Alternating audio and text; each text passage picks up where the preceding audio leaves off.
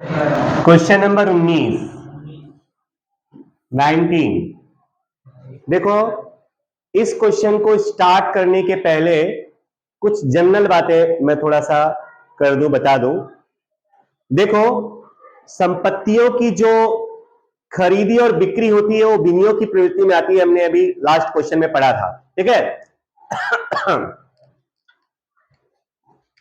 अभी इसमें ऐसा है कि संपत्ति खरीदा और बेचा, ऐसा बोला है तो विनियोग की प्रवृत्ति में लिखेंगे। खरीदा है तो प्लस माइनस और बेचा है तो प्लस।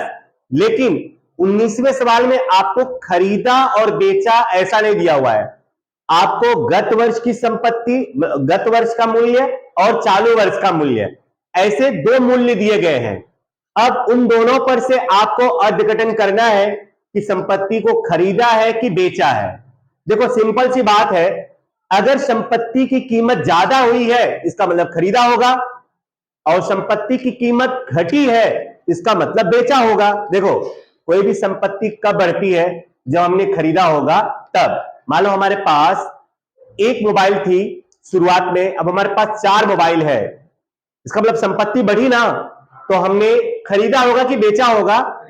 खरीदा होगा। ऐसा मतलब अगर संपत्ति बढ़ी है तो इसका मतलब हमने खरीदा होगा, और संपत्ति घटी है तो इसका मतलब हमने बेचा होगा। ये नियम आप लोगों को ध्यान में रखना है।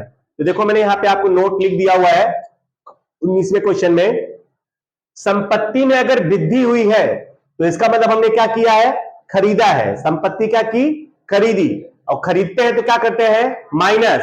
देखो, इसमें खरीदा और बेचा ऐसा वर्ड आपको नहीं दिया हुआ है, आपको दो कीमत दिया रहेगा। उस कीमत के आधार पर आपको डिसाइड करना है कि संपत्ति खरीदी है कि बेची है। कैसे? अगर पहले मान लो 1 लाख था, अब बाद में 1,50,000 हो गया, इसका मतलब 50,000 क्या हुआ है? बढ़ा। बढ़ा है इसका मतलब खरीदा होगा। और मान लो पहले कोई संपत्ति 1 लाख की थी, अब उसकी कीमत 75,000 हो गई लास्ट में, तो इसका मतलब 25,000 हमने क्या किया होगा? बेचा होगा। अंडर हाँ, ऐसा मान करके चलो। ऐसा, लेकिन माइनस प्लस नहीं, तुमको देखना है तो तुमको खुद ही पता चलेगा। पहले 1 लाख था, अब 1.5 लाख हो गया है, मतलब बढ़ा है। कितना बढ़ा? 50,000। तो दिख ही रहा है तुमको, मतलब बड़े वाले में छोटा वाला माइनस कर देना तुमको। चलो आगे। फिर संपत्ति में अगर वृद्धि हुई, सॉरी, संपत्ति में क्या हुई? कमी। कमी का मतलब बेचा होगा तभी तो घटा होगा, तो तुमको क्या करना है? प्लस। और उसके बाद एक चीज जो इंपॉर्टेंट है वो तुम्हें ध्यान में रखना है, अगर कोई अदृश्य संपत्ति दिया हुआ है और उसमें कमी वृद्धि है तो उसको नहीं लिखेंगे। ये बात तुम्हें ध्यान में रखना है। जैसे ख्याति, पहले 1 लाख का था, अब बाद में 80,000 हो गया, तो इसको विनियोग की प्रवृत्ति में नहीं लिखेंगे। बराबर। पेटेंट पहले 50,000 का था, अब 75,000 का हो गया, तो उसको विनियोग की प्रवृत्ति में नहीं लिखेंगे। अदृश्य संपत्ति की कमी और वृद्धि नहीं लिखेंगे, समझ रहे हो? बाकी कोई भी संपत्ति होगा, जमीन, मकान, यंत्र, विनियोग, फर्नीचर, वो सब की कमी वृद्धि लिखेंगे। लेकिन अगर कोई अदृश्य संपत्ति है ना, तो उसकी कमी और वृद्धि अगर होगी तो उसको विनियोग की प्रवृत्ति में नहीं लिखेंगे, उसको परिचालन की प्रवृत्ति में लिखेंगे। बराबर, इसका मतलब उसको नहीं लिखेंगे, ठीक है। चलो, तो अब स्टार्ट करते हैं क्वेश्चन नंबर 19।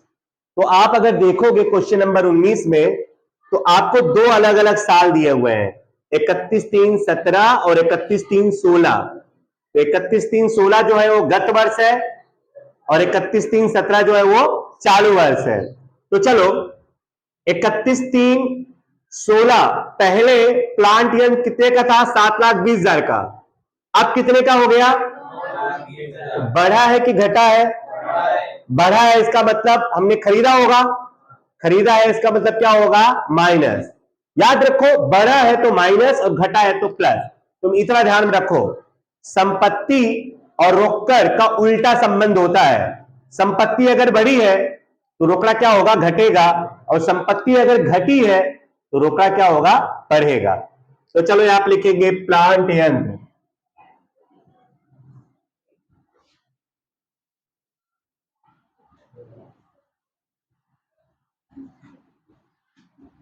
प्लांट यंत्र की खरीदी लिख सकते हो तुम लोग। बोलो कितना बढ़ा है? 2 लाख खरीदा है ना, तो क्या करेंगे? माइनस।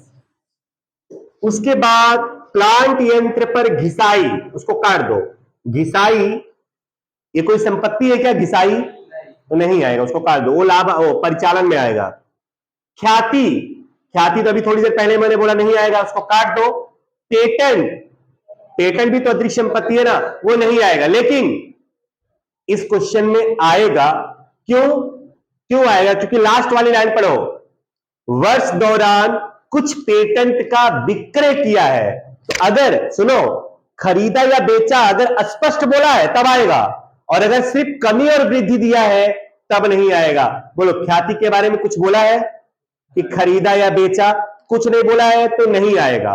और अगर बोला होता जिसे ख्याति का चुकाया या ख्याति का मिला तो आएगा। जैसे मैं लास्ट वाले क्वेश्चन में 18वां दिन में क्वेश्चन किया, उसमें लास्ट में दिया था ख्याति का चुकाया, तो उसको मैंने लिखा था। तो जब अगर तुमको अदृश्य संपत्ति का चुकाया है या मिला है ऐसा बोला है तब लिखोगे, बट सिर्फ कमी और वृद्धि है तो उसको विनियोग की प्रवृत्ति में नहीं लिखना है। जैसे ख्याति इसमें नहीं लिखेंगे, लेकिन पेटेंट लिखेंगे। क्यों? क्योंकि इसमें बोला है कि कुछ पेटेंट को क्या किया है? हमने बेचा है, तो यहां पे लिखेंगे पेटेंट। पेटेंट का क्या किया है? विक्रय। अच्छा, कितना विक्रय किया है नहीं दिया है ना इसमें, तो ऊपर देखो ना, पहले पेटेंट कितने का था? 130 का। अब कितने का हो गया? 70 का। तो कितना बेचा होगा? 60। 130 में 70 का कितना बेचा? 60 बेचा है, मतलब क्या होगा? प्लस। नेक्स्ट 10% का विनियोग, ये आएगा 10% का विनियोग।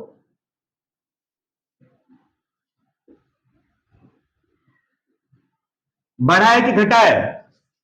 पहले विनियोग कितने का था? 270 का, अब हो गया 95 का, मतलब घटा है। घटा है मतलब बेचा होगा।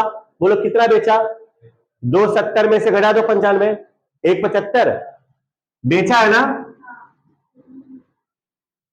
का विक्रय 175। नेक्स्ट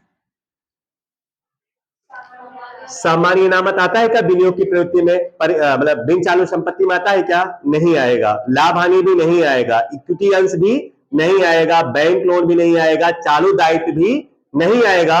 विनियोग पर प्राप्त ब्याज आएगा, विनियोग का ब्याज। विनियोग यहां आप लिखेंगे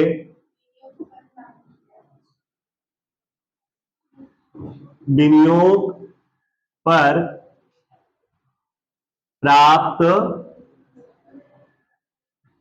ब्याज। कितना मिला है? 18,000। चलो बस जोड़ लो अब।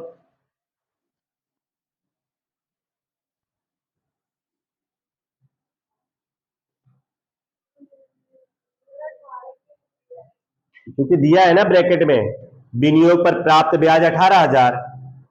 वो जो 90,000 60,000 है वो तो चालू दायित्व का है, बराबर। विनियोग पर ब्याज कितना प्राप्त हुआ है? 18,000। 93 आएगा कि 53? 53,000 आएगा ना, प्लस में कि माइनस में? तो उसको क्या बोलेंगे? आवक रोकड़ प्रवाह। कौन सा प्रवाह? आवक। विनियोग प्रवृत्ति से उद्भव आवक रोकड़ प्रवाह। विनियोग प्रवृत्ति से उद्भव आवक रोकड़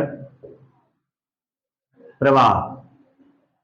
ठीक है, सुनो याद रखना, प्लीज ध्यान दो थोड़ा, लास्ट टाइम याद रखना। पहले तो आपको देखना है गत वर्ष का मूल्य और चालू वर्ष का मूल्य, फिर देखना है कि बढ़ा है कि घटा है। अगर बढ़ा है तो इसका मतलब खरीदी, और घटा है तो बिक्री। अगर घटा है तो बिक्री, ठीक है ना। तो अगर खरीदी है तो उसको क्या करोगे? माइनस, और अगर बिक्री है तो उसको क्या करोगे? प्लस। अंडरस्टैंड? तो तुम समझ जाओगे ना कि खरीदी है कि बिक्री है। अगर बढ़ा है इसका मतलब खरीदा, नहीं, गत वर्ष, हाँ गत वर्ष मतलब चालू वर्ष का अगर ज्यादा है तो खरीदी, और चालू वर्ष का कम है तो मतलब बिक्री। हाँ वही हुआ, मतलब अगर गत वर्ष का ज्यादा है तो इसका, और चालू वर्ष का कम है मतलब बिक्री किया होगा। ठीक है, कोई डाउट है क्या इस क्वेश्चन में? कोई प्रॉब्लम? लिख लीजिए बच्चों।